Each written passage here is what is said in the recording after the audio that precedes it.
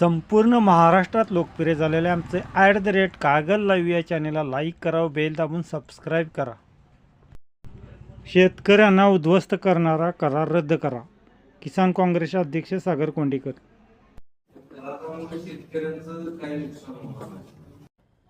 आज कोल्हापूर जिल्हा किसान काँग्रेसच्या वतीने आमचे नेते बंटी पाटील साहेब यांच्या मार्गदर्शनाखाली भारत अमेरिका दरम्यान जो काय व्यापारी करार झालेला आहे त्याच्या शेतकऱ्यांच्या बद्दल असणाऱ्या ज्या काय येणाऱ्या काळामध्ये संकट उभं राहणार आहे त्याबद्दलचं एक निवेदन देण्यासाठी आणि ह्या कराराला विरोध दर्शवण्यासाठी आज कोल्हापूर जिल्हा किसान काँग्रेसच्या वतीनं सन्माननीय जिल्हाधिकारी कोल्हापूर यांच्याकडे आज आम्ही निवेदन सादर केलेलं आहे. अमेरिकेतल्या शेतमालाला भारतीय बाजारपेठ खुली करून देशातल्या शेतकऱ्यांना उद्ध्वस्त करण्याचा जो काय केंद्र सरकारचा निर्णय आहे तो तत्काळ थांबविला पाहिजे.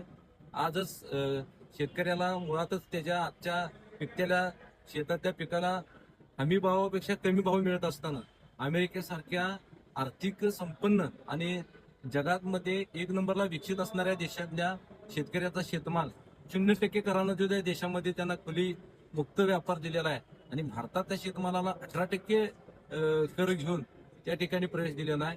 हे भाजप सरकारचं समर्पण हे शेतकऱ्यांना उद्ध्वस्त करणार आहे आणि हे हा करार तत्काळ रद्द करावा अशी मागणी या ठिकाणी आम्ही केलेली आहे.